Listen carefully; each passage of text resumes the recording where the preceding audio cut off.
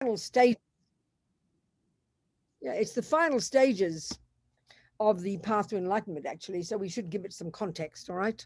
So, this path to enlightenment, as the Tibetans call it, Lam Rim, it's this packaging, and I often say this, and it's really true. I think it takes us a while to really comprehend the concept here, because, with any body of knowledge, we know that it's incremental, it's gradual. You start with the simple stuff, you go to the middle stuff, and you go to the advanced stuff, and then you graduate. We know that. But it takes us a while to comprehend this, I think, with a spiritual path somehow, And so especially when it comes to philosophical teachings, I mean, basically, the Lam Rim is a presentation of sort of Atisha in the 11th century, this Indian great scholar and yogi who spent the last years of his life in Tibet. What he did was he took from this vast body of knowledge that's studied in the great Nalanda monastic university system in India, 5th, 6th, 7th, 8th, 9th century, which is where literally Tibetan Buddhism came from. It went straight onto Tibet, and that monastery, that monastic university system is still existing right now in Tibetan Buddhism. He was a product of that university system. He took the essence from all that vast body of knowledge, epistemological views, the psychological views, the philosophical, the metaphysical, and he took all the main points and presented them in two ways: in an orderly way, which is reasonable if you try to experience something, and in an experiential way. So to take the essence of the taste from all this body of knowledge, presenting it in a tasty way, in order not just get caught up in our philosophical head, but to see the experiential level of it, and in an orderly way according to the level of capacity of the student. So there's this wonderful analogy I use repeatedly, which is marvelous, that a bird needs two wings, and there's one way of presenting the entire path to enlightenment. Wisdom wing and compassion wing. So the wisdom wing sounds a bit abstract to us. What that is all the nuts and bolts of the work that we need to do on our own mind to sort out our own mess, to lessen our own neuroses and develop our own marvelous qualities. And it's also the first stages of the path that help us realize renunciation of suffering and its causes, which is the first stages of practice. And they're all the practices shared by the Hinayana practitioners, the Buddhism you learn in Thailand or Burma. This is the first stages of practice, the wisdom wing, or as the Tibetans would call in this packaging of the Lam Rim, the first and the lowest and middle scope, referring to the capacity of the disciple. So the very first level, one way of presenting it all, the very first level is given that we're driven by delusion. This is Buddha's essential point. Given that we're driven by delusions which cause us to suffer and cause us to do dumb things with our body and speech to cause others suffering, which in turn is what causes us future suffering, the very first level of practice is to control our body and speech, to stop harming others, basically. And that's the very first level of stopping the causes of your future suffering. And this is where we learn about karma, this fundamental law of karma. And in fact, this is utterly necessary. Like anybody of knowledge, you can't leap into high school if you haven't done junior school. You can't go to university if you haven't done high school. And you certainly can't go to postgraduate if you haven't done university. And I like to use those concepts. In the course notes I've sent you, I purposely use those concepts. It's kind of cliched. It's kind of colloquial, very colloquial, for what the Tibetans would refer to as the teachings and practices suitable to the disciple of the least capability. That's the way Lama Zopa would say it. Well, why not junior school? That's about karma. Abide by the laws of karma. Don't harm others. Don't steal. Don't kill. Don't lie. Don't jump on the wrong partner. And you ask Buddha why? Because, honey, he says that's going to cause you future suffering. It's not about compassion yet. It's all about you stopping yourself, your own suffering. You've got to recognize your suffering, and you've got to know what the causes are. And the very first level here is the actions we do that harm others, driven by our delusions. So the first level of practice is abide by the laws of karma. And the fact is, to get to university level, where we get to compassion, you cannot have understanding of compassion until you understand karma.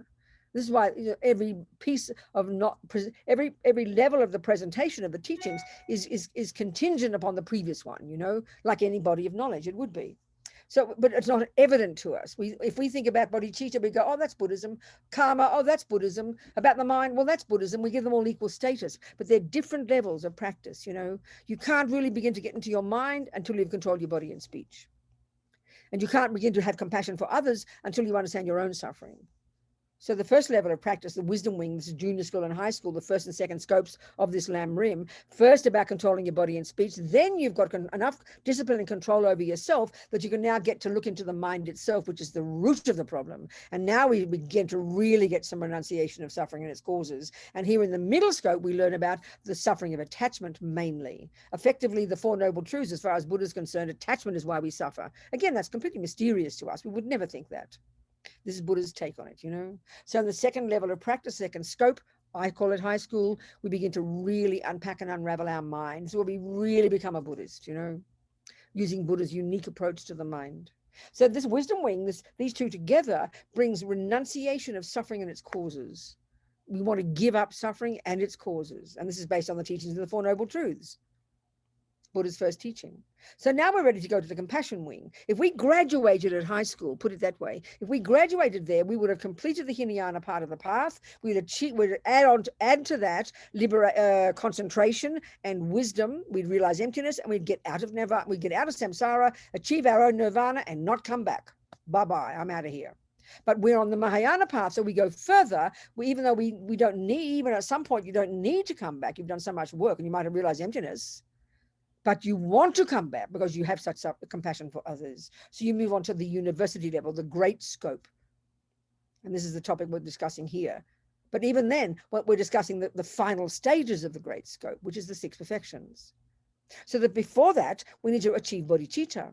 So we need to understand what that is. And we can't properly understand that until we understand what love and compassion are. And we can't understand those properly until we've understood our own suffering, which is from the first and second scopes of the practice. So they're all utterly integrated. And when we realize this, once we understand this, even intellectually, the whole path will make sense, you know. In just the same way as the Lamas always say, if you just picked up randomly any Dharma book and you opened any page and you read it one sentence, you would know exactly where that fitted in the entire path. Just like you would if you're studying music and you pick up a book, you know, and you'd open a page randomly, you'd know exactly that level. No, that's grade 7. I'm only at grade 5. Oh, that's grade 5. I'm at grade 12. You know immediately where you are. I remember hearing this at the very first time I heard the teachings, and I didn't know what they meant. Because it's just a bunch of philosophical teaching. You think, how can that be gradual, you know? What do you mean it's gradual? What do you mean you can't get bodhicitta until you've got love and compassion? What does it mean you can't get love and compassion until you understand your own mind and your own suffering? It didn't make sense. It takes us a while, I think. It's very curious. So again, junior school, the first level of the wisdom wing is you've got to stop your own suffering. The first thing is the Buddha says we're all suffering. And this is where we learn the Four Noble Truths. There is suffering and the first noble truth, and then there are causes. So the very first level of suffering, the suffering of suffering, which is when the bad things happen, that's dealt with in the first level. And the first level of practice immediately, as Lama Zopa says, right now, this first second, the first level of practice, stop harming others. So now you should ask why? Why, Buddha? Why should I stop harming others? And his reason is not the same as Jesus Christ, is not the same as other religions who posit a creator. And this is a fundamental difference that we often just skim over in our modern culture. This is a crucial point to understand. Buddha defines a negative action, not in like Jesus does, as being a thing that God said not to do. Not that. No, Buddha's not a creator. He's not the boss. The Buddha would say, don't kill, because, honey child, one, that is a negative action because it harms another. But the reason at this level of practice, junior school, entry level, first scope, is because guess what, Robina? Everything you think and do and say produces the person you become in the future. This is the law of karma, you know. It's fundamental. This is the absolutely fundamental teaching we have to get clear. And it's because it's for our own sake. We often don't notice that. We often we think that sounds selfish. We're misunderstanding if we think that. So this is where we have to have powerful renunciation, a powerful sense of I am sick of suffering. I must stop causing it. Just like if you go to the doctor and you're sick of this diabetes symptom, so you must stop eating sugar. It's very clear. No one criticizes you for being selfish to want to give up sugar because you don't want diabetes. But we tend to think it's selfish in our culture. Oh no, that sounds selfish because I don't want future suffering. Buddha says, unless you understand your suffering and its causes, you can't go further. You can't get to compassion. Understanding karma is the absolute basis of understanding the suffering of others. They say the suffering, the Bodhisattvas have the greatest compassion for us sentient beings because we are ignorant of the law of cause and effect. So we have to learn it intimately for ourselves first and be revolted by suffering and not want further suffering. Then we get to the next level and we get to the root of it, which is the delusions that drive our body and speech. We start to subdue the servants of the mind.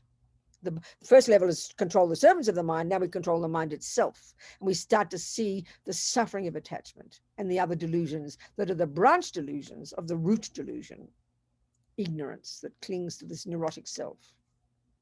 Then on the basis of this, we now go to the compassion wing and we start to realize, oh my God, we're all in the same boat. Everybody is not realizing they're the cause of their own suffering. Everybody's perpetually continuing to create their own suffering and not realizing it. This is the tragedy of all sentient beings. This concept of cause and effect that happens to be the Buddha's view, similar in other religions, that we create our own suffering, but it's the most intense in Buddhas, and create our own happiness. We don't realize it. We're looking everywhere out there. Where's happiness? It's out there. Where's suffering? It's out there. We're looking in completely the wrong direction.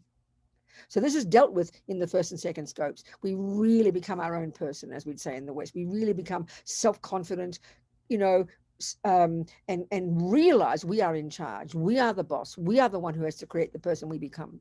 As His Holiness the Dalai Lama calls karma, self-creation. This is the basis of practice. Then we get to the next level and we start to realize, you know, we've got renunciation first. Now we want to get some compassion, and we realize everybody's in the same boat. Because why? Because we're driven by the law of karma, not realizing we cause our own happiness and our own suffering. This is a tragedy.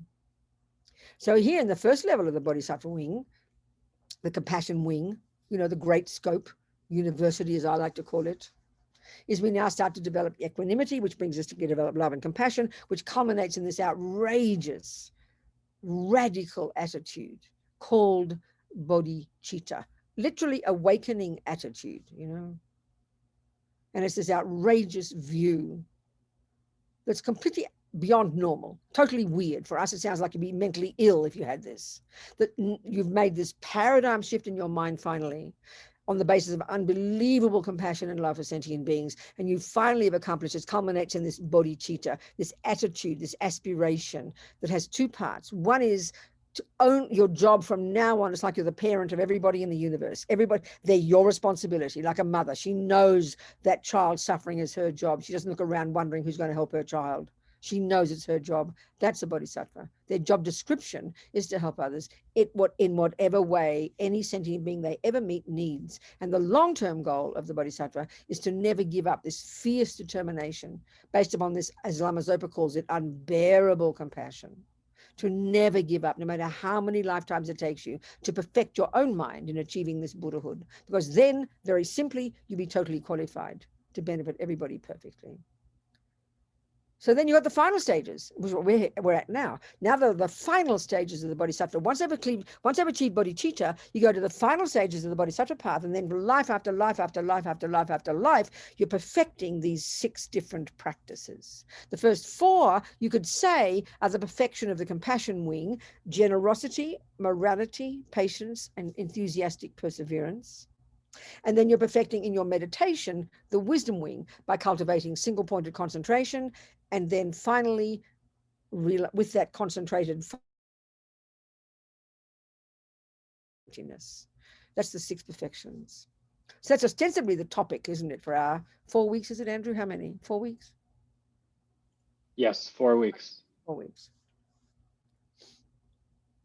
So I don't know if I can do the 6 perfections in 4 weeks. I think I probably have to talk about everything else as well. But whatever happens will happen, okay?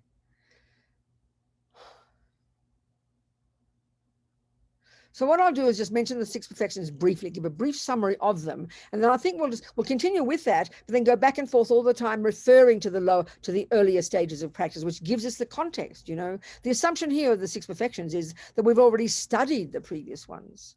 So maybe this is your very first.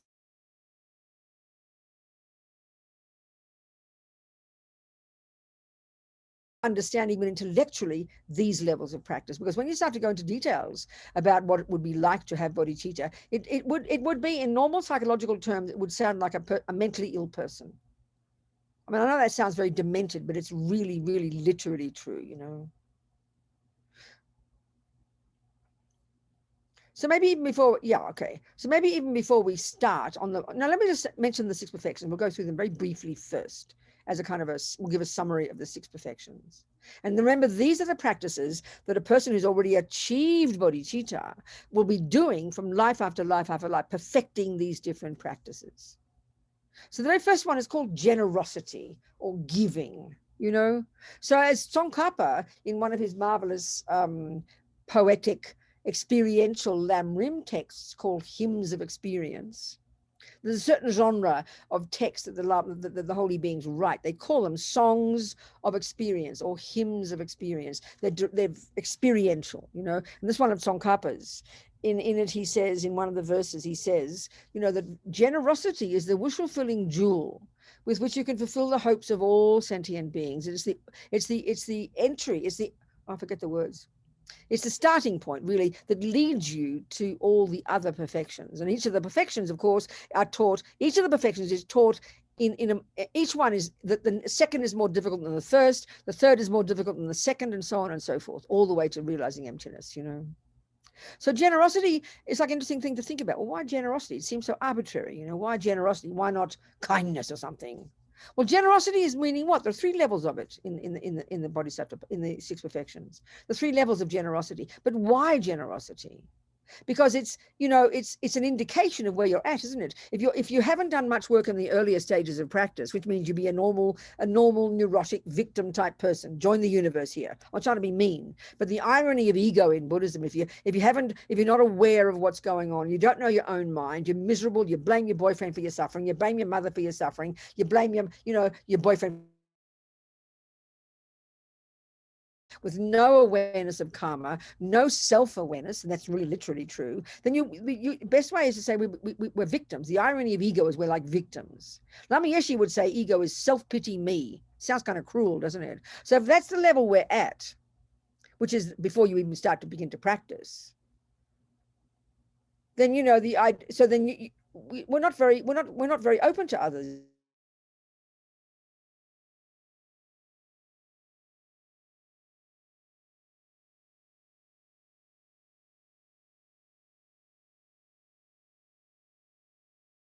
You know, if you're an ordinary person like that, a suffering person, why would you give anything to anybody? You're not very expansive. You don't feel like, you know, generosity does not occur to you because you're always wanting something from me. Why doesn't anybody love me? Why doesn't people give things to, and this is a typical person, a typical unconscious human being. I mean, join the universe, folks. We all recognize this. So this one of so when you start to look at your own mind, you abide by the laws of karma, you get to the next level, you start to get some compassion. And so generosity is this powerful practice at the level of the bodhisattva, where you know it's the beginning of this really powerful extra level of recognizing your responsibility. This is a bodhisattva. Your responsibility is to take care of sentient beings. That means whoever you see, a fly, an ant, a dog, a rat, you think, what can I give? That will be the first level of practice. You're giving things. You're giving things. And what things would you give? You don't steal somebody else's and give it. You give yours. Guess what? You give your things. So we look at this in our ordinary lives, wherever we're at in our practice. Giving is not a very, I mean, we do give, but we give to our beloveds, don't we? We give to our beloveds. We give if we get a tax break, for example. Okay, sorry, there's 3 levels of giving. The first one is giving material things, okay? The second one is giving spiritual advice. It's meant to be more difficult than the first, but my feeling is it's the other way around. We love to give advice, but giving $5, we're not so sure, a bit nervous, you know. And the third one is called giving. It's called giving protection. It sounds very odd, doesn't it? But these 3 levels of giving, and the culmination of each of these is quite radical. The culmination, the proof of the pudding that you've accomplished this perfection of generosity, that you've perfected generosity, is that without a blink of the eye, you'll give your life. And that sounds a bit extreme, right? A bit demented, a bit weird. But this is the point of these practices. They're beyond normal, you know. They're this radical approach to smashing ego grasping, smashing the delusions as quickly as possible so you can achieve this Buddhahood, this perfection of the mind, you know. So giving, it sounds very simple. So the first level, giving things. Well, let's look at it in the context of our lives, wherever we're at. We're happy to give. But, you know, we give secondhand things. We give old things. We sometimes give money. We might, but money is a very nervous thing for us to give. We don't like doing that. And especially these days, if you go around the world, I mean, every city you live in now. I know when I first lived in New York in 1974, I was shocked to see homeless people. I don't think I'd seen a homeless person in 19s, when I was living in Australia. I don't think I remember seeing homeless people in the 70s. In New York, there's this long street, the Bowery, isn't it? All these people with this in the winter with their purple toes. I'd never seen anything like it. I thought I was in India. It was very interesting. Now, every day, everywhere, every major city, every town, we're going to find homeless people, So it's a really big, difficult one. And so in India, it's so interesting among Tibetans, because this attitude of giving, the attitude of generosity, certainly in Buddhist countries, like the Chinese are famous. I remember I think I hear about in Taiwan, the Chinese are famous for their understanding of generosity. Because the tradition there, and it is coming from the Buddhist tradition, is the monasteries are completely funded by the lay people, and then the monasteries in turn completely give the Dharma back to the lay people. There's never a discussion of paying a single cent. Everything is given. It's generosity. I remember even talking to one Anglican priest in Perth in Australia. He said the people who are really generous are the other Chinese. It's very interesting. They understand this one of generosity. But it's the generosity for us, we're because we're caught up in our own misery, because we think we're poor, because we don't think we've got enough, we won't feel we are enough or feel we have enough. And because money is a very powerful measure, isn't it? Money is a very powerful measure for having, isn't it? I mean, you might lose, you might spill a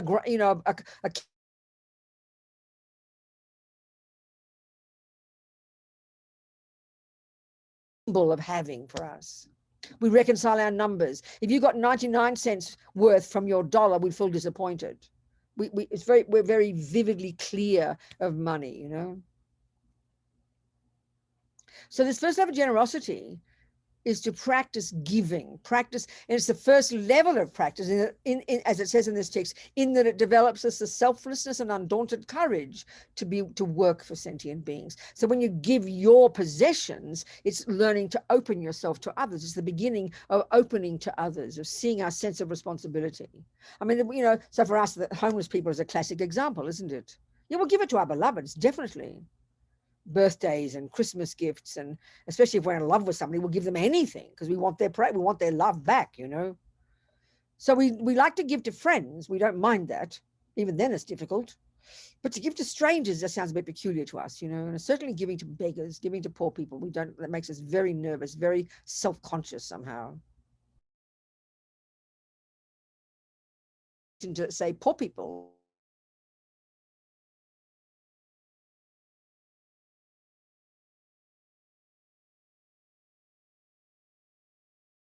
right? And I remember for me, this whole business of generosity, I didn't think about it much in my life, but I remember when I had to run the prison project, Liberation Prison Project, which, as Andrew mentioned, it started when I was editing Mandala magazine, the FPMT magazine, in the mid-90s when I was in the Bay Area, up at Land of Medicine Buddha. The FPMT office was based there, and I was the editor of Mandala. Well, in '96, we got this letter from this young prisoner, Arturo, who's now out of prison. But sort of this whole attitude began to cultivate. I had to cultivate this attitude in my mind then, is that these letters would start to come.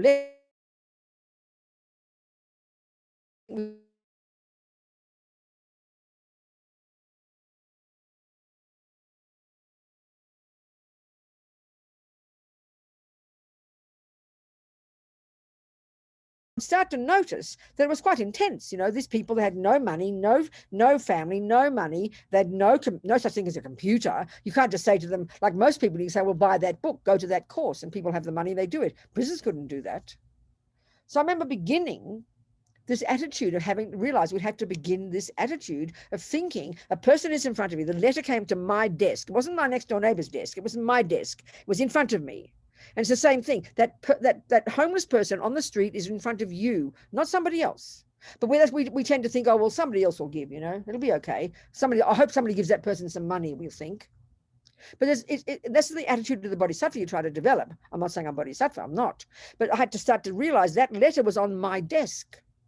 So I thought, well, okay, what do I do? $5 in my pocket, any spare money. I got deals from the publishers, and we'd send a book to a prisoner. Within a year, we had 40 people writing, and so it grew from there, And so as more people started to work together, we had to develop this really conscious attitude of not, when the demand comes, not, oh, I haven't got it, I can't afford it, but I will do it, and then you'll find the means, rather than I can't do it. You start to have this attitude, you develop this courageous attitude. This is the one we try and do. The letter's on my desk, not somebody else's, my desk. So there's karma there between me and this person, So to start to think, I will do it. So then when you say, I will do it, you open the door to the possibility, and then you find the means. If you just say, oh, I haven't got it, I can't do it, that's the end of the discussion, isn't it? You close the door to it. And it was a very powerful thing we had to develop. And we had more and more letters coming. After one point, we were having 1,000. Now I gave up running it 10 years. Excellent practice to force us to realize we have to give. The need is there. When you read these letters from these prisoners who have nothing and nobody and no money and no family, you couldn't deny the need. You couldn't say no to it. And that's how we have to cultivate. And I think that's why homeless people, but we get very upset about that. We think, well, what if they spend it on heroin? What if they spend it on alcohol? Well, if you can see them about to buy a gun, then you don't give them the money. But how they use it, that's their business. I mean, who are we? Are we their kind of boss or something? We're their parent? We're not. And really the point is, there's different practices. There are different, all the way through from the beginning of the Lamb Rim all the way to the end. You'd basically list every point as a practice. So the first one is karma. The next is your mind, the delusions. The next is develop love and compassion. The next is bodhicitta. They're stage by stage by stage. In other words, they're all these tools you've got in a toolkit. And at different times of the day, in your life, whatever, you decide you'll use that tool. So maybe at some point in the day, your best practice is to shut your mouth. That's karma. Another time in the day, your best practice is to watch your mind. Another time, the best practice is, is not give money to somebody. Your child wants $5 for chocolate. You say no. You say no. You don't just, oh, I've got to be generous and give $5. No, it's contextual. It's contextual, isn't it? But another time you see a homeless person, maybe the time is to give them the $5. So you've got to know which practice is the most wise one for you, because all these practices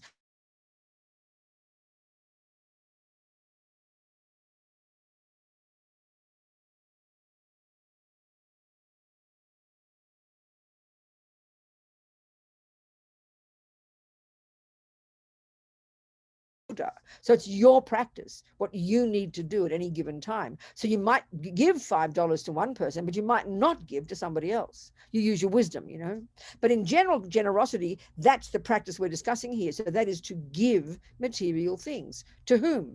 Well, the dog, the ant. Like, asking somebody very kind of quietly, what do scorpions like to eat, and trying to feed the scorpions, or he would actually feed his own body. That's the biggest practice of the Bodhisattvas. I mean, I remember Nick Rebush telling us that when he used to have to be Rinpoche's attendant at Copan right back in the 70s, and he'd have to come and bring Rinpoche's cup of tea at 3 a.m. every time. And he'd see Rinpoche in the middle of the rainy season with his shirt over his head, his body naked, feeding his blood to the mosquitoes. So, I mean, that in our world, that's weird, isn't it?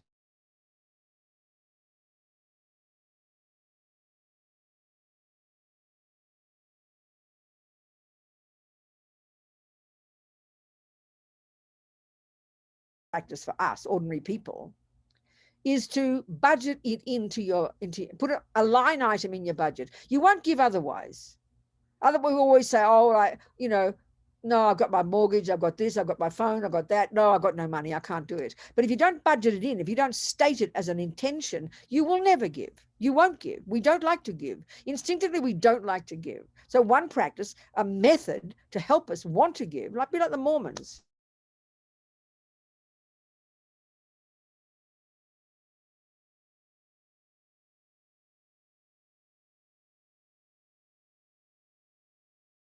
Want to give.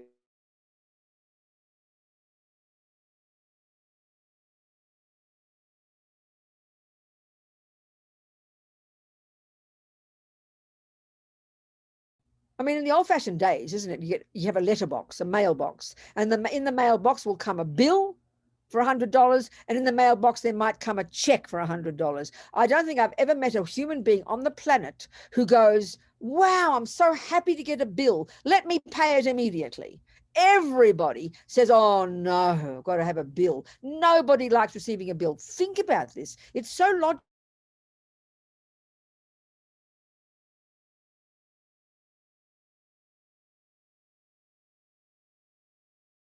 to pay it, which is their bills and pays them. That's very rare. Then what do you think you're doing to yourself? You're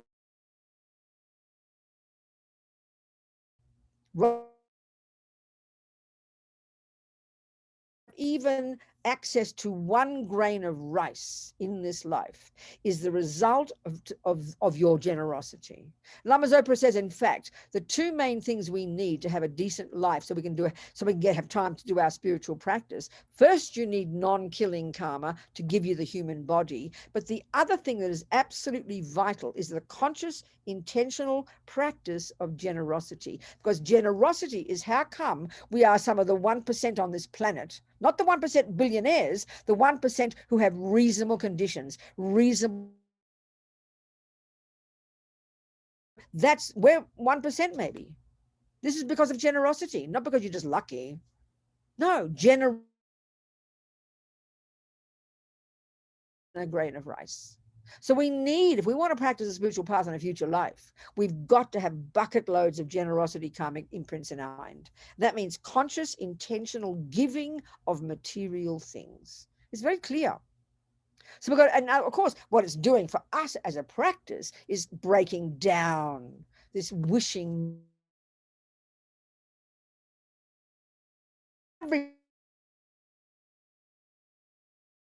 So we change our mind. Before you even start to give a cent, how about changing the mind? And when you get a bill, consciously saying, I am so happy to pay this bill. And think about it, what you should be.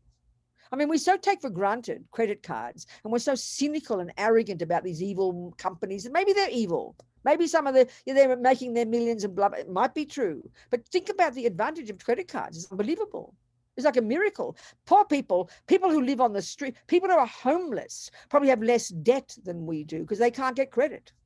So getting credit is also the result of generosity. Unbelievable. So don't ever be cynical about it. These banks, that's why many people, we don't care about paying our debts. We don't understand what we're doing to ourselves. I remember when I running the prison project, and we started hiring staff. We had to get funds, and we had at some point we had 9 full-time staff paying salaries. And the way I decided to do it was that we'd pay salaries according to people's needs. So then when I interviewed the person, and then they discussed their budget, And then I remember one person. Look, I saw her budget, and she had, one of the line items was generosity for beggars, for poor people. Marvelous. But then I said, well, I don't see any credit card debt on here. Don't you have any credit card debt? Oh, yes, I've got $40,000 of student debt. I can't pay it. So she just ignored it, And of course, it is shocking, all that, the student credit card debt. I agree. But it's that we don't realize what we're doing to our own mind. This is the key point in the Buddha's teachings, that everything you think and do and say, first, you are the recipient of the negative or positive results of it. But we tend to think, oh, well, the banks don't need the money. They're just rich anyway. Who cares? We know they've budgeted in billions of losses. That's not the point. That's not the point at all. It's the attitude of not wanting to give and virtually as well stealing by not paying debt. So negotiate with the banks. Do something, but don't just ignore it. This is really important, Having incredible respect for money, even a cent, even the few cents, incredible respect for money, not cheating, not lying to ourselves, being so pure and ethical. You are the beneficiary of that. By you being generous and you being ethical with money, which is a practice of generosity and honesty, you are the recipient of this. You will receive everything you need. I mean, there's always a saying among the Tibetans, the Lamas say, that, anybody who really practices morality, good ethics, like we're discussing, they never, ever will starve to death. That there's a saying among the great yogis in the mountains, if you're really practicing, the food will roll up the hill to you. We need to have that confidence. And this is the logic of the law of karma. And that's why jumping into the Bodhisattva path of generosity without understanding karma, you can't do it. You just don't have a background for it, So the karmic one is so powerful. And of course, the real attitude of the generosity is the beginning of the generosity is the start of this process of opening up to sentient beings. If you're worried about all the time not having enough, and you see poor people, you see the rats that are hungry and the cat and the dog, you don't want to give because you feel you haven't got enough, you know. So you become closed off from other people. You become more self-centered. Of course, you be reasonable. You keep a good budget. Don't be foolish. Many people think they're generous, but they're just irresponsible with money.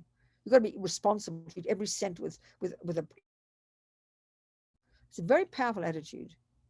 It's a very powerful attitude, and we are the beneficiary. The person gets the money, sure, that's not the point. We are the beneficiary. It opens us up, and we receive everything we need. I mean, one of the sufferings of say stealing, one of the karmic consequences of stealing, not so much not generous, but stealing, is that even if you're a multimillionaire, you can never, your cash flow is a mess. You never have enough money when you need it. Some people can be really poor and always have exactly what they need when they need it. That's the fruit of not stealing as well as generosity, you know. This is so powerful. And it's the doorway to opening yourself to having connection with others, to having this sense of responsibility that others are your concern, which is the attitude of the Bodhisattva, you know. So that's the first level of giving. So one practice is consciously decide you're happy to pay your bills. And I think, why not? Because, you know, for that month, now these days, mostly we seem to pay everything beforehand, don't we now, with everything's paying up front, isn't it? It used to be bills we'd pay, now not anymore.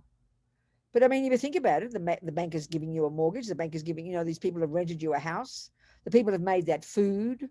So having that sense of respecting all those people who work for Visa, work for the banks, this little kind sentient beings all doing their job, facilitating your loan, that's a fact. Then you add an attitude of wanting to be generous. You're happy to pay. It's a very interesting attitude. So maybe some questions about that before we go on, or anything I've said so far.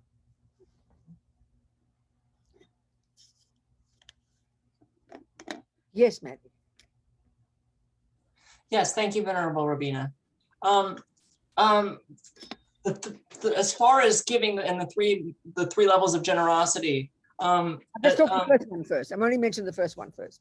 I wanted to ask if material things, if you're poor and you don't have anything, and the material things that you have are trivial, and all you have are like mantras and texts and protection to offer, is that enough? Is that good? I don't think so. I think no matter how poor we are, we always hear about people who are really poor but are generous. I mean, people talking, you know, like a beggar will come to the door. Like, I remember the Dalai Lama's mother, apparently. There was simple poor people. She was renowned for whoever would come to the door. Whatever she had, she would give. So no, it's not enough, Maddie. This is exactly the attitude. We all feel we don't have enough. We all feel we are poor. And it's scary to us to even give 10 cents, you know. So no, I think we should look into our minds. I mean, look into our minds and if you literally have nothing, but still the poorest people can be the most generous because they share what they've got. So it is an attitude to look into our minds and notice the attitude, notice the fear of giving. Right. You understand my point? And even if you don't have anything, this is the point about cultivating the idea, the view that you want to give. I want to give. Even having that thought, Maddie, is the first step in the process of giving. But if you say, I can't give, you've closed the door. It's very powerful. You get my point? I want to give. I want to give. And then if you have a bill, any kinds of bill, I want to pay my bill. Okay, if it's the wrong bill, you contest it, of course. Don't be silly.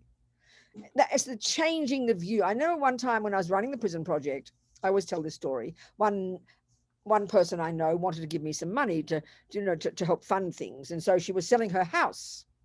And she had this crystal that she asked Lama Zopa Rinpoche to write a mantra on, to put in the house, to kind of bless the place and to help sell it, you know. And Rinpoche said to her, and this became the motto of my own, I have a thing called the Bodhisattva Trust, which tries to help people.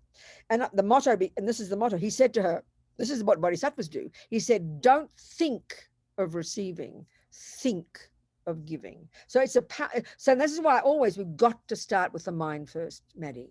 We've got to start with the mind. You've got to have a generous attitude, wanting to give, and that leads us to the next level of then wanting to help people, which is the next one called morality. So it's a really powerful one that starts in the mind. You get the point, don't you? I do. Thank you, Venerable. Yeah, Yes, I good. do. Okay, good. So who other questions, please? If there are any questions about generosity, this first one we're discussing, or any of the previous parts of the path that I mentioned briefly, if you have any questions. Otherwise, fine. Hello there. Who's got a question? That's Lena. Lena, you talk. Hello, Venerable Robina. Thank you. Yeah, I'm struggling with. What's happening? Oh well, the part about being the 1%. It just there's a part of that like we're 1%, and so we're fortunate, and I am fortunate to Sure. to be part of that 1%. Yes. It just feels very convenient, and even in a sense of being spiritual bypassing that happens a lot. What? Even with like privilege, and I mean it makes it really convenient for people to be like, well, everyone else who's suffering or who is oppressed, brought it on themselves by their karma. But I didn't. We haven't discussed that here. But so maybe you want to have a question about that, do you? I didn't mention that here, did I? But if you'd like to ask a question about that topic, I'm more than happy to answer it, Lena. Okay. Yeah. So ask the question, darling. It's a good point. What's the action? So frame it as a question. Okay. How? I'm not sure how to frame it. Okay. I'm just really, I can really get on board with a lot. It's just hard for me to actually understand how do people, I don't know. It's hard for me to swallow that. It feels. Swallow what, darling? Swallow what piece? I hear your question, but it's good that you articulate it. I know what you're saying. So what is hard for you to swallow? What is the aspect of the Buddhist teaching that is hard for you to swallow? That if you're experiencing oppression or hardship, that it's because of past action. I understand. Now I understand your question, darling. So the Buddha's not just saying that. Buddha's view is he's not a creator.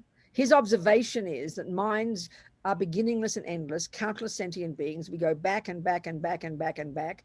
And then all the the positive actions we do, kindness, love, compassion, they ripen as our happiness. So is that hard to swallow as well? That's hard for you to swallow?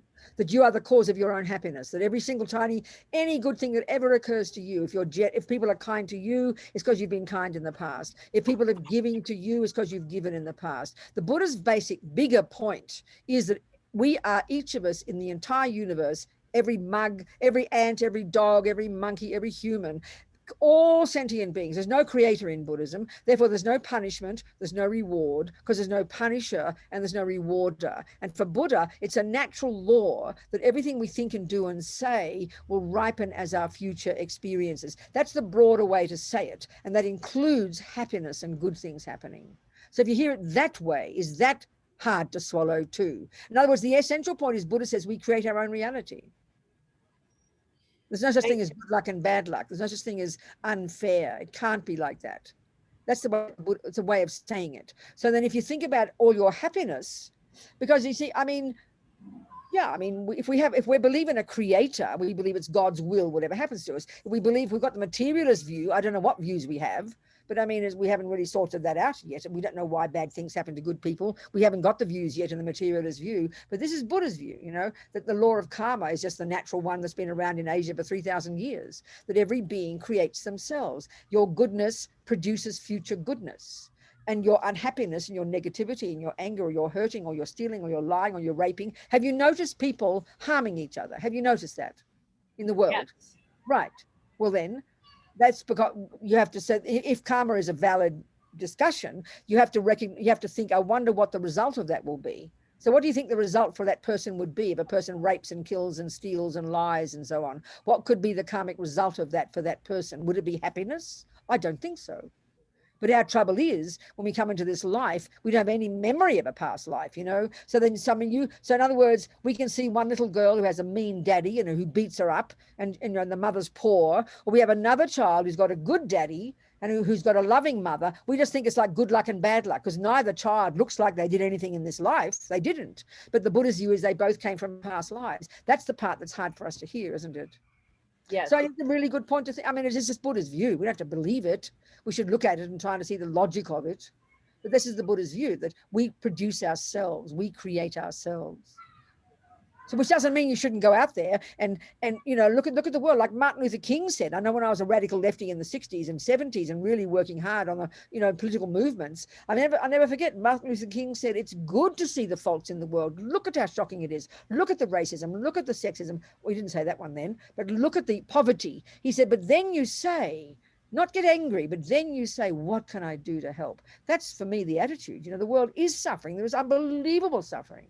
But the Buddhist approach is, and this is why the very first level of practice, Lena, is that when we realize we all create our own reality, the first level is you have compassion for yourself. And that's why you realize you're sick of suffering. You do not want to create more.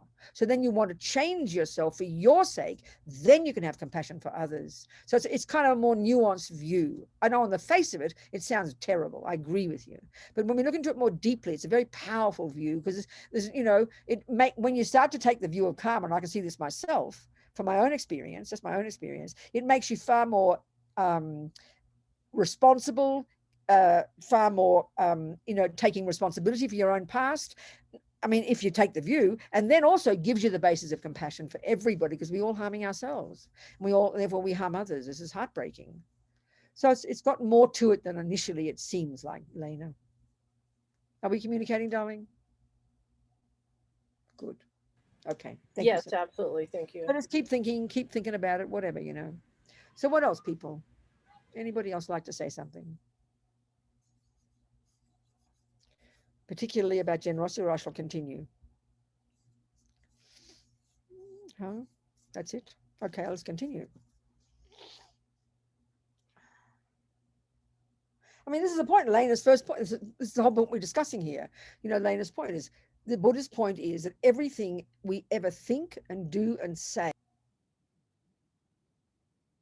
Oh, good. Okay. So this is why I'm saying, you know, Lena's good point, that this level of the practice, this practice of the Bodhisattva path, is completely contingent upon understanding and having practiced and cultivated the view of karma, you know, which is, and it becomes the basis of why we have compassion for others, you know, because we don't realize, even this second right now, we don't realize the way we act is causing our own suffering and our own happiness. And that's what I'm saying, that the more we take that view, the more empowering it is. That we realize we are the boss. There's no punishment and there's no reward in Buddhism. And this is a very deep view we tend to have, you know. We hear it in a very bad way. I suppose I have a question on Yes, that. Isabella. Going off of Lena. So off of that, with like the world oppression, but in this life view, materialist view, would it be seen as like different people in power have done really good things in the past, but now they're kind of pissing it away? Or it might just be very idealistic view of on my part. Give an example. I'm not quite getting the point. So give me the example, Isabella. Give me one example. So like rich people that aren't generous, but they got there somehow. Oh, I see what you're saying. Okay, in order to understand that, Isabella, we need to understand, which is back in the first level of practice, we need to understand there are 4 ways that our actions ripen in the future. So one is as a tendency, and then one is as an experience. So you could have one person, let's say, who due to past generosity in this life has got lots of money and gets beautiful gifts, for example. But then in their mind, as a result of another past life karma, they're really mean and ungenerous. So you can have a mean, ungenerous person due to being mean and ungenerous in the past, because there's many tracks of karma. And then at the same time, you can be like, we can see that in the world. Some of the meanest people are the richest people. It's very obvious, isn't it? And some of the most generous, loving people are the poorest people. So you're poor, you don't have enough resources. As a result of not generous, but you've got an attitude of generosity. So those two can live together. We have to see that they don't relate to each other. They're two separate things. You can be a person, for example, in this life who never lies, but you've got the karma to be lied to, because they're from different tracks of karma. It's really quite complex, and there's so many millions of seeds in our mind. So that's certainly a person who's been generous in the past. One of the experiences is to receive, but they've got at the same time an attitude of wanting not to give. Then the next life it'll be the exact opposite. They'll get nothing, you know, because that's what we created.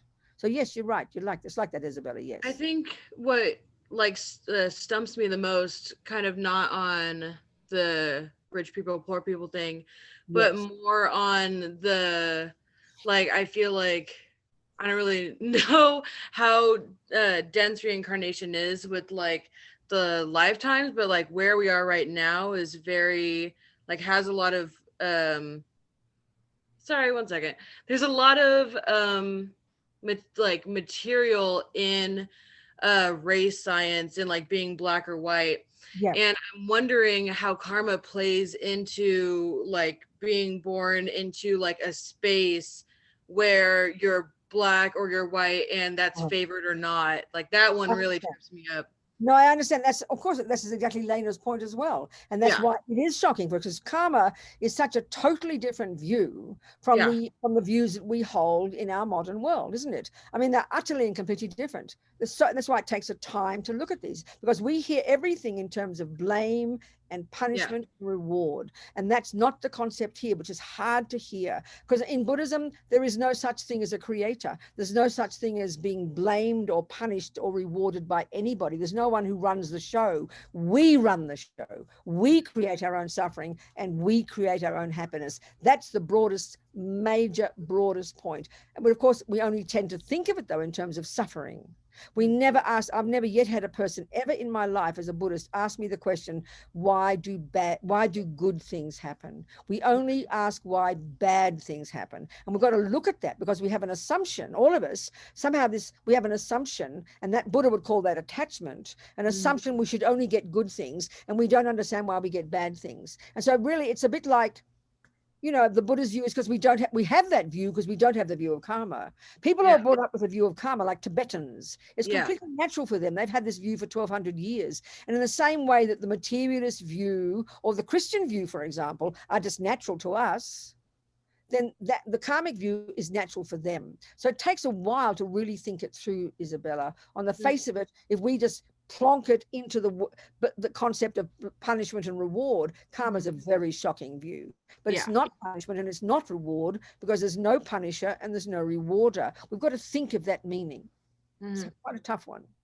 Thank you, Robina. But the really important point, darling, for all of us, I think, Isabella and, you know, Lena, is if we look at any few good things that have ever happened to us in our lives, and we realize, wow, that's the fruit of my past virtue. That makes us very strong and confident. And then it's not so difficult to own the rubbish, you know. But we always tend to think only about the rubbish. And then it seems like not fair. So it's quite a tough one for us to think it through, Isabella. Thank you again. Darling. So later, Maddie, not yet, darling. Another question later. So let's just continue with trying to cover all the 6 perfections just briefly tonight, or well, we won't actually, that's fine, that's good. We'll just continue next week. So the first level of giving, as I said, is the one of giving material things. The key point here is to look into our minds, like that point that Maddie made, to look into our minds. Most of us are not rich, okay? Most of us really do struggle to survive. Most of us don't have enough money. Most of us have debt. That's a fact. But the deeper point we're trying to see, that we need to look at, is the attitude of tightness and fear we have of not having enough, not getting enough. So naturally, our first instinct is to, you know, we want to not hoard, but we don't want to give too much because we are poor. Some people are genuinely poor. I mean, when you read some of the stories, and like in the New York Times, a particular program they have to help poor people, and you know, one saving like every penny she had so she could buy one hamburger for the child you know, this is absolutely normal life. But nevertheless, you still see people who are incredibly poor have a generous heart. That's the first step to understand, to have this attitude of generosity, an attitude, even though you're poor, of wanting to give and wanting to share what you've got. We can see that in people. We can see that. This is the real point. It starts with the mind, you know, it starts with the mind. And then we can see there's much less fear. You can still have your budgets. You can still save every cent you've got because you need it. Absolutely. But when you have a generous heart, then it's not so fearful. It's not so much suffering. We've got to understand that point, I think. It's very powerful. So the next level of generosity is called, you know, giving spiritual advice. I mean, this is a very interesting point. This sounds kind of shocking, but I remember Lama Zopa saying one time, you know, you could give food, let's say, to every poor person on the planet. That is inconceivably incredible generosity. There's no question. But he said, if giving one piece of spiritual advice to one person could be more powerful in terms of the results, because the food just helps a person's body, but one piece of spiritual advice could help one person now and in future lives develop and turn into some marvelous being who can help countless other beings. So this is not saying you don't give food and money to people. We've got to give at every level. But this other one is giving advice to people. So we've got to be qualified to give advice. You know, often we much prefer to give advice. Anybody asks a question, we're happy to give advice. Even if they don't ask, we'll give advice. So that we really, this is why Maddie's question was a good one. You got nothing, got little, but we need to want to give if we can. It changes the mind completely. You become more relaxed and more open. You can still have budgets, still be cautious, but it's a whole attitude. And this is why in this song of, you know, the hymns of experience, it opens the door to wanting to benefit others. It's this doorway into leading, into becoming a great bodhisattva. You know, it's the attitude of wanting to give, to thinking I want to give, not just thinking I want to receive. Because that attitude, we know some people, it's not being mean about people. We know people are like that, who are afraid, you know, don't have any money, but are afraid, worried, only wondering why doesn't anybody give to me, only worrying about why people don't love me. Whereas another person would be poor, only wants to give others, only wants to share, and is not suffering so much. It's always the thing we've got to see. The attitude is the starting point. It's not just the dollars in your hand, it's the attitude. So if you can't give and you see a homeless person, don't just feel guilty or I can't give. You think, I wish I could give, you know. It was very interesting. There's this lovely story the Lamas often tell in the teachings about there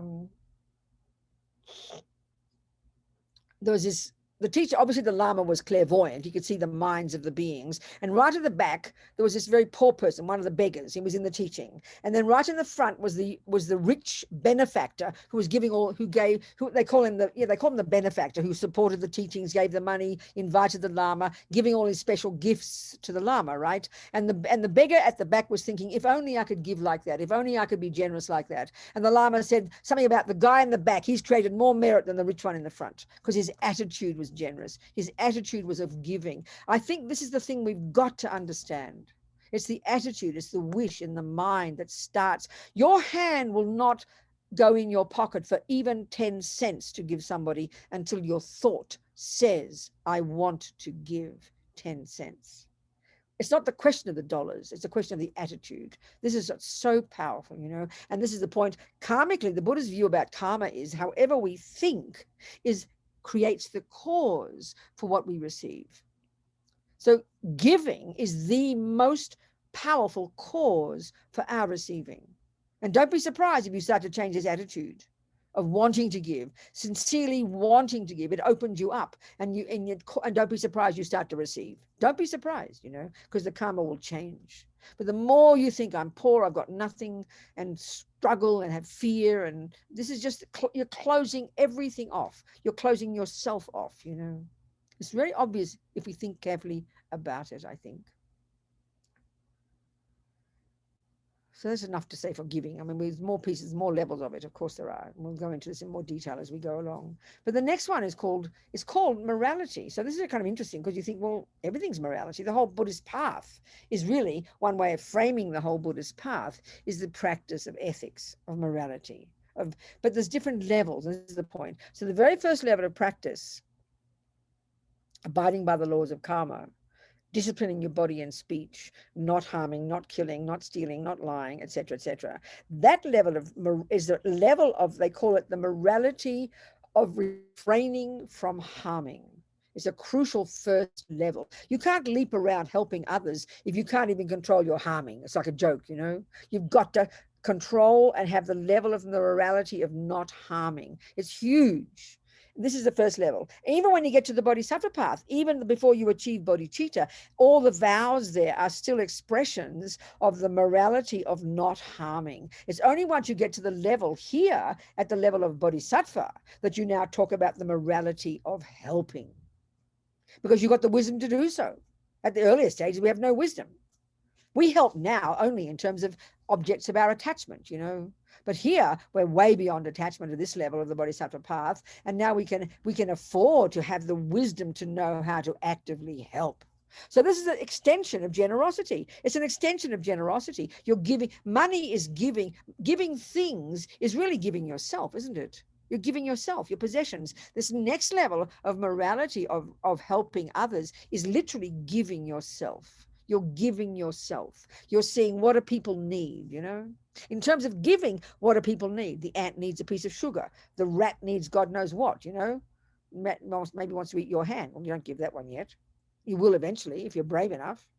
You know, the person next door, the homeless person, you start to have this sense of responsibility in the giving one. Well, they want something. Have I got it to give? Not who else will give it. Now, at the next level, you're even just giving your time. You're giving your heart. You're helping people. And it's the same as generosity, but it's just more profound, more subtle. You know, more prime, more. It's like the attitude of wanting to help people. And we see in this world people like this, you know. I mean, I remember you read the different stories in the papers, like, you know, it's all this year of suffering we've all had. And you can you can hear the stories of people who get depressed. I'm not being mean, but this is human nature, who get depressed and worried and have nothing and have nobody and lonely and no one to love me. But you hear the other stories. I mean, one little boy who'd been bullied at school, he's like 7, you know, being bullied at school. And he decided, I'm not going to bother with that. So he decided to hear about all the poor old people in the old people's homes. So he started a little plan that his mother helped. And before you knew it, he was bringing truckloads of food, finding a way to bring truckloads of food into the homeless, into the old people. So that's a child thinking, what can I do to help, you know?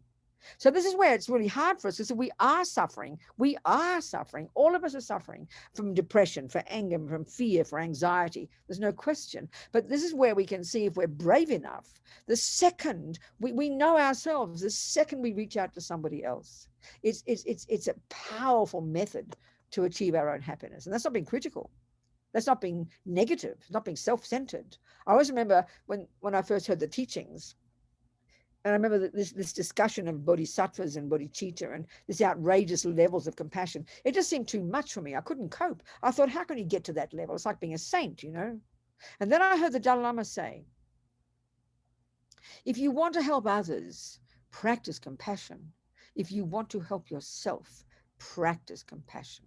So that again, we think, oh, that sounds selfish. Don't misunderstand it. No, if you can see the benefit to yourself of genuinely thinking of others, you'd be delighted. And then eventually you'll give not just for yourself, but for them as well. But you start somewhere, you know. And we know people like this. People who think, what can I do to help? They're the people who start these non-profits, start little organizations, or just do what they can. Instead of why is there nobody to help me? This is when we're so suffering. It's a real feeling, but that's the suffering we have because we can't see past our own nose. So to try be of benefit to others is profound practice for one's own benefit, because these are practices for our benefit. And eventually it goes beyond that. And when you're genuinely a highly realized being, it is only for others. So there's it's one step at a time, one bit at a time. You see one person, don't just ignore, okay, I'll give what I've got. 5 cents, we feel embarrassed to give 5 cents. We might, but still, or even have the wish to give every time you see an opportunity. Or there's a person who wants help, an animal, an ant, save the ant's life. Actually, that's interesting. The third level of generosity is actually called protection, the giving of protection. So you save a little fly jumps into the glass of water. You save the fly. That's called the action of generosity, of protecting the fly. That's very interesting, isn't it? Very curious way of describing generosity. But in other words, this whole attitude we're trying to cultivate on the Bodhisattva path is a sense of responsibility for others. Now, not in the way we tend to think now, which is attachment, where we stick our nose into other people's business. That's not what we're talking about. We're talking about a much more profound level where it's like you're the mother. Mother knows it's her job. She'll see her kid drowning. She has incredible compassion, but she knows it's her job, She knows it's her job, no one else's job. She's in there, whether she can swim or not. That's the attitude of a bodhisattva. I mean, of course, it's exhausting to think of being like that for everybody, but we've got to start somewhere, isn't it? We've got to start somewhere. So the practice of the morality or the ethics of benefiting others. So obviously here at this point, the assumption is we've got some wisdom, and know how to benefit others. We can often we leap in sometimes making a mess. We mean well, but make a mess. And as His Holiness says, compassion is not enough. As Lama Zopa says, meaning well is not enough. We need to have wisdom. We need to know how. It's the compassion is the wish to benefit, but it's wisdom that enables us to know how to benefit. And that comes from all the earlier practice,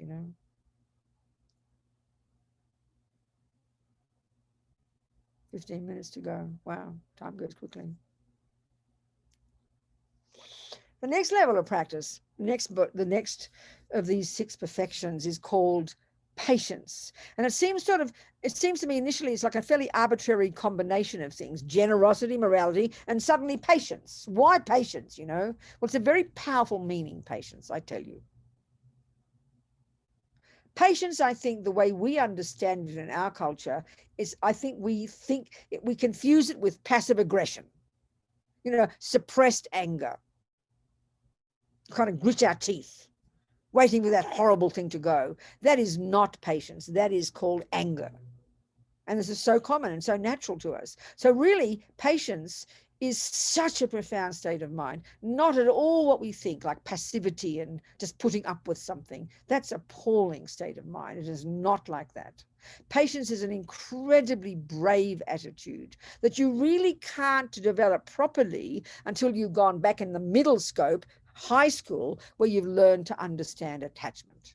Because patience, which means when you understand attachment, you understand anger, because anger is the response when attachment doesn't get what it wants.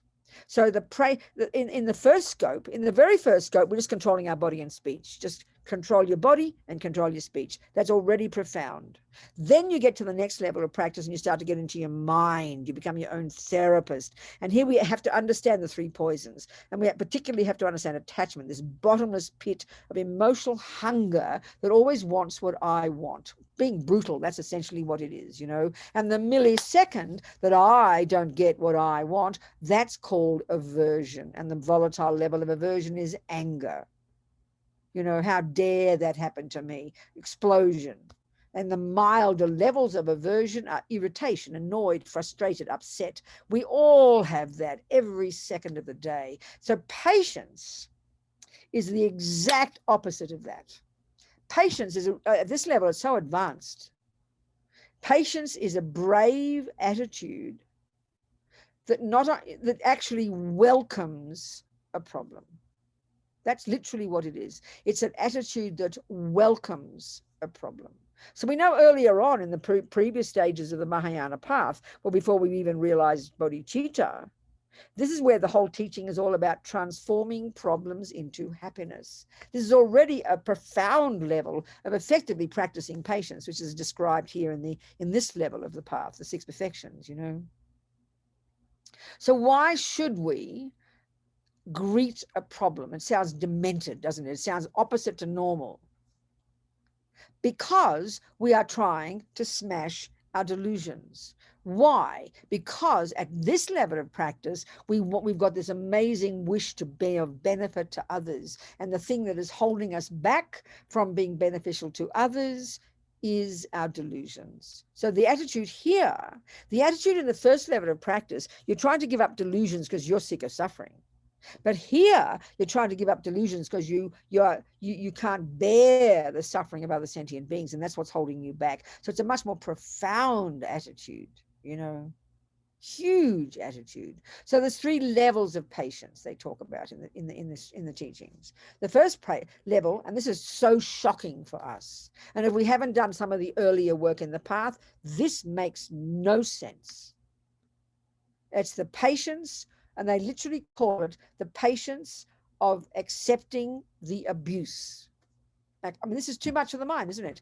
I remember Pabonko Rinpoche, in his Liberation in the Palm of Your Hand, his commentary on the Lam Rim, even at the level of, before you've got bodhicitta, at the level of understanding the concept of transforming problems into happiness, and it's another variation of patience, really. He said, these practices, you've got to be a suitable vessel.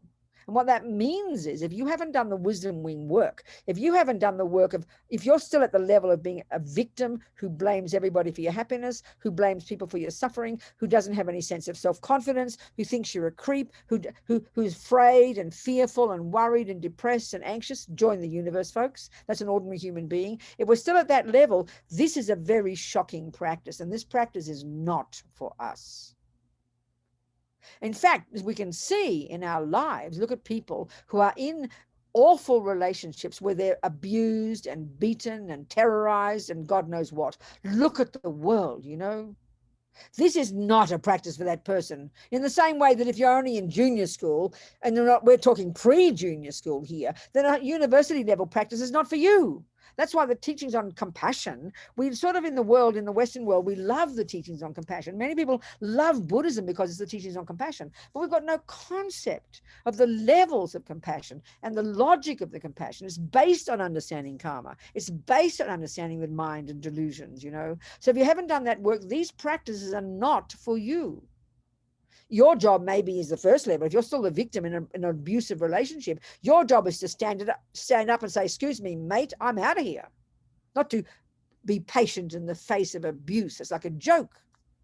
And even these teachings on lojong, as they call them, which is, you know, the earlier teachings in the Bodhisattva path before you get bodhicitta, the whole teachings of transforming problems into happiness is coming from this teachings called mind training, lojong. Pabonka says, these teachings were kept secret. They were kept secret because they're so shocking in normal worldly terms. We've got to understand this, you know. I mean, we can hear the six perfections at our level. Oh, yeah, I'll be generous. We've got to start where we are. But if we understand the framework where these teachings fit in relation to the previous teachings, then we can understand the depth of these teachings, the depth of these practices, you know. So the first level, I mean, so what is it? How would we even begin to practice that? What's the logic behind practicing that? What would be the reason we would want to be patient in the face of abuse? Well, of course, it's all a question of what you can handle, isn't it? Again, the logic here, you've got to remember this level of practice here. The logic of doing these practices is because so you can smash your delusions. Because you are wanting to benefit others. Your compassion is so tremendous that whatever holds you back from benefiting others is a hindrance to you. And your delusions are the hindrance. Your self-centeredness is the hindrance. Even though at this point, you're technically speaking of a bodhisattva practicing at this level, and they've even realized bodhicitta. So, you know, you can't even have that many delusions.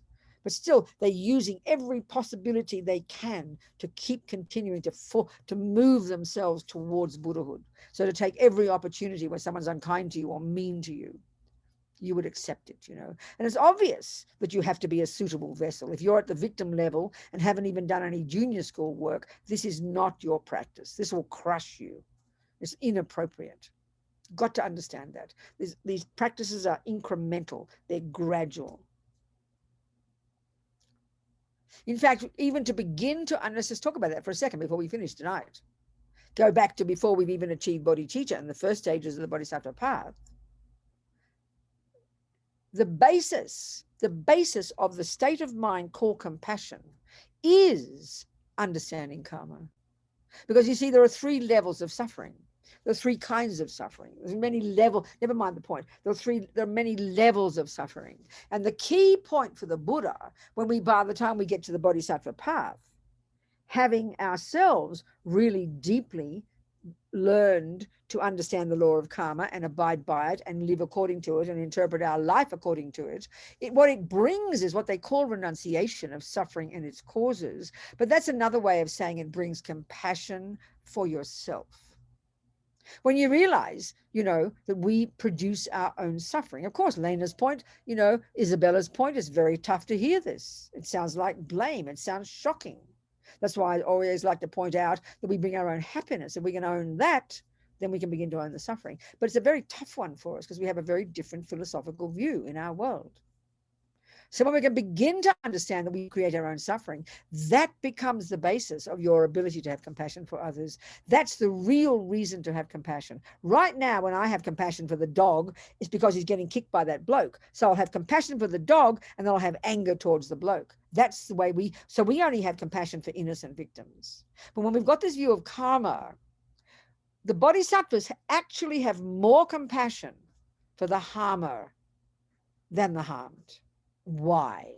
Because the harmer is just beginning countless lifetimes of future suffering, because we create our own suffering, whereas the harmed is just experiencing the results of their past harming, and now they finished it. This is a very tough view for us, you know. I remember actually in a talk I gave in Miami years ago, it sounds like a joke. It was me, a Lutheran, a Catholic, and a rabbi. It just sounds like a joke, doesn't it? So the topic of the talk was, why do bad things happen to good people? Well, you might as well say it this way: why do good things happen to bad people? The point before that Isabella brought up. So I remember that I didn't understand what the Catholic and the Lutheran said. It sounded too abstract for me. But when I gave my talk, it was easy. It was all about karma, you know. So the rabbi clapped. He said, "Oh, we agree. We have the same view." Well, I think most of the Jews in the audience were gobsmacked. But he was a Kabbalah rabbi. And he said, he talked and cracked jokes about having the view of karma, you know, and he was cracking jokes about Hitler. I do not hear Jews crack jokes about Hitler, I promise. But he did, you know. He was very funny. He was a wonderful fellow. But he said, we have a saying: every time something bad happens, we think, great, one less debt to repay. That's a bit like the transforming problems view. Every time something bad happens, you think, fantastic, that's the end of that one. Finish that bad. And so that's why the bodhisattvas are nervous when good things happen, because they're using up all their good karma. They'd rather have bad things happen. They're the opposite to normal people, you know. So any questions? That'll enough for today. Any questions before we go? People, sweet people, anybody? Lou, Barbara. Maddie's always good for a question. Come on, Maddie. Come on, babe. Talk to me.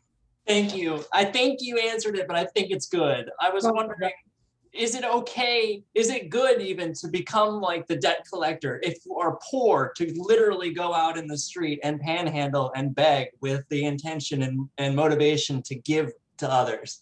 If you're going to collect that. I don't think that's sensible. No? I think of them, I'm not criticizing, but think of the mind, your attitude, that you feel so that you have to go out and ask people to give to you all the time. Even if your view is to give to others, it's sort of a back to front way of doing it. No, just develop the attitude of wanting to give, Maddie, and you'll be surprised the result. That's probably more powerful way to get things, with a pure motivation to want to give instead of begging to get. Excellent. I swear to you, it's a very powerful view. It opens your heart. It makes you confident. And then you connect with others. And before you know it, things will start flowing into your bank. I promise. Experiment. Thank you, Venerable Robina. Okay, darling. Tell me what else, people. What else? Anything else? No questions in the chat, Andrew? No? Nothing in the chat. Any last questions? Nobody else? Any old question about anything at all? I don't mind. Anything at all. What? Hi, Venerable Robina. Who is this? It's Alina. Hello. Hello, darling. How are you? Good. I wanted to ask, so for example, with this attitude of like wanting to give, yes. For example, for me, it's like not, for me, the problem is not financial, but it would be wanting to give, I don't know, like spiritual advice or something to help my brother stop getting into trouble at school. I hear you, darling. Yes, I hear so, you. if I can't like literally physically stop him from getting into trouble all the time, you can't. My first step would be just cultivating the attitude and thinking, oh, I wish I could help him not get into trouble. I wish I could help him understand that he's creating bad karma for himself. That's right, exactly. So then?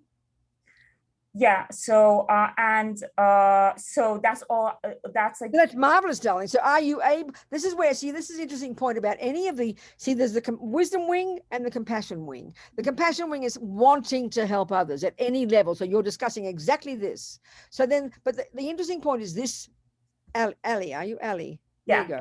The interesting point is this, as I quoted the Dalai Lama, compassion is the point, but it's not enough. And this is the thing about for you, for example, you got to have wisdom. So what wisdom is what we get when we work on our own mind in the earlier stages of practice, when we lessen our own attachment, lessen our own fears, lessen our own anxiety. So what that does is remove the dramas from our mind that enables you to see your brother more clearly, and then informs your ability to know how to help him.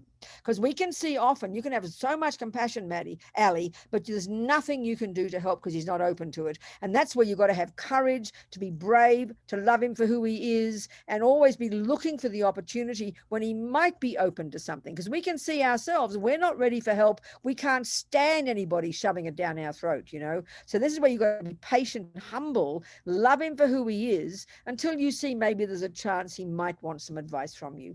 And so often we can see that we have so much compassion, but there's almost nothing we can do. Then we often give up on the person or get angry with them. Just love him for who he is, darling. And try, in other words, this is not really directly to do with the question, but this is a very good piece of advice, I tell you. You know, it's like, you see him harming himself, you see his bad qualities, but you know his good qualities. He's been your brother all your life, you know him. So often the way to be with a person like that, don't always speak to the bad part of him. Don't speak to the troubled part of him. Speak to the better part of him, because he might get to hear that. If you always look at, you know, if you've got a problem and someone's always looking at you with self-pity, you want them, you wish they'd go away. So don't always be like that with him. Just speak to the better part of him, and that will help him notice that part of himself. That's a very powerful way to be. Do you understand, darling? So treat him with respect, you know. You understand? Yeah, I understand. So good, darling. Thank you so much, Ali. That's a very good point. It's time to go home, you people. Any more questions, though? Lou, did you have a question? No? Okay. Nobody else? Marilyn? Robina, is Isabel, it back on to morality? I meant to ask, not harming. I was wondering, I know it's different in different places, but is vegetarianism like a must? You know, it's okay, darling. It's interesting. We always refer to it. The broader point really is this one, Isabella. I would suggest what is the karma? You know, what is the karma we create by using animals for our benefit? But we tend to only say vegetarian because we're so attached to food. We always hear it in terms of eating the meat. So that it's much a bigger issue than that. The attitude is, the Buddhist point is, as much as we can, to do whatever we can, moment by moment, starting with our intention, to do everything we can to lessen the suffering of beings. So now, if that includes, you know, not harming the ant when it's there, if that includes not buying that silk because that came from the little silkworms, there's so many more ways we do harm beings. And also the point is this, Isabella, you know, I remember one fellow in Australia getting fed up with all the fundamentalist vegans. I'm not being rude, but the people who are political and shouting at people too much, you know.